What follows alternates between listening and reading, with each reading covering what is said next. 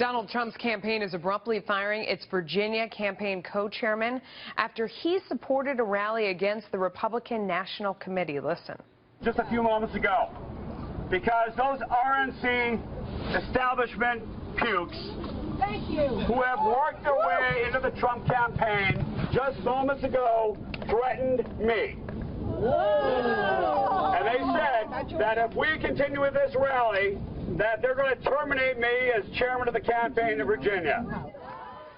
And they did. Corey Stewart is taking part in the protest. He did it, which was meant to warn the GOP against abandoning Trump. The former campaign co-chairman is also a candidate in the 2017 Virginia governor's race, and he joins us now from Washington. You know, the campaign, you were an early supporter. You've been out on the trail. You went out, you did this thing, and they fired you. But you are not against Trump now. How come? Because the reason I did this is out of loyalty to Mr. Trump. What I saw inside of the RNC and is the effect of pressure from establishment politicians like Paul Ryan and Mitt Romney and others on the RNC to deprive the Trump campaign of resources that we need to win in important swing states like Virginia. I saw it on the ground. And that was confirmed a few days ago by the Wall Street Journal article, which confirmed, in fact, that the RNC was diverting resources away from the campaign and towards some of the congressional races. Okay, so let me read you the response from the Republican chairman, John Whitbeck. He said the Republican Party of Virginia, the Republican National Committee, and the Trump campaign are part of one team. While this turn of events is disappointing, I support the Trump campaign's decision to remove their Virginia chairman with less than a month until Election Day. We can't afford any distractions. The point in all that, if I were to boil it down, was we're all supposed to be on one team. That's ironically what you were saying as well. We're all supposed to be on one team. Do you regret protesting, though, in the way you did it and calling them pukes? No, not at all, because look, they told me ahead of time that they were going to, as you noticed in the clip, that they were going to terminate me if I proceeded with this. So I knew what the risk was. In fact, I knew it was going to happen. But look, this campaign is, if things don't change, we're going to lose a critical state like Virginia. And I appreciate Mr. Whitbeck's comments, but look, it's all a facade. This is not one big, happy, unified entity. There's a real difference between the Trump campaign and the RNC and the Republican establishment. They are deliberately trying to undermine the campaign. I saw that happening, and I've tried and I've become frustrated in trying to get those resources back onto the Trump campaign. Here's what I wonder. We only have 29 days to go until the election. Here you are with passion and resources and people that are following you.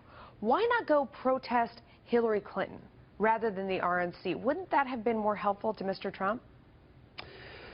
Well, it was a pro-Trump rally, honestly, and you know, only a portion of that rally was look, let's try to get the resources back onto the Trump campaign. But it had to be said, because you cannot win the White House without winning Virginia as a Republican, and you cannot win Virginia with the lack of resources that are currently there.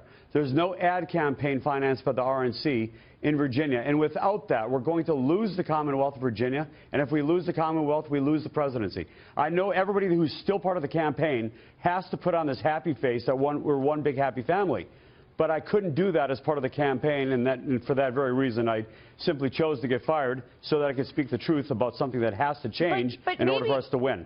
Today, this is the criticism for everybody within the Republican Party, is rather than saying you don't actually have to put on a happy face, just go aim your anger at Hillary Clinton.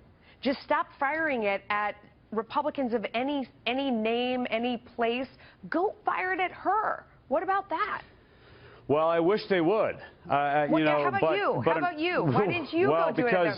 Go ahead. Look, I'm simply trying to win in Virginia, but it's very, very difficult when not only do we not have the resources, but we have people like Paul Ryan, Ed Gillespie, and others, establishment Republicans, who are continuously condemning Mr. Trump, undermining him within less than 30 days to go. And it's very hard to win when you got all these establishment pukes coming after Mr. Trump. Okay, so now you have 29 days to go. What are you going to do for yourself in the Trump campaign now that you say you're going to stay strong and stay with him even though you've been fired from the campaign? What's next for you? Well, I've been traveling the Commonwealth every day for the last year on behalf of Mr. Trump, and I will continue to do that. speak at rallies, do whatever it takes to support the Trump candidacy for president. It's the first and most important thing. Yes, I'm running for governor next year, but that's of secondary importance to taking back the White House in 2016. All right, Corey Stewart, thank you for coming on today. We appreciate your time. Thank you. Good luck My to you, pleasure. sir.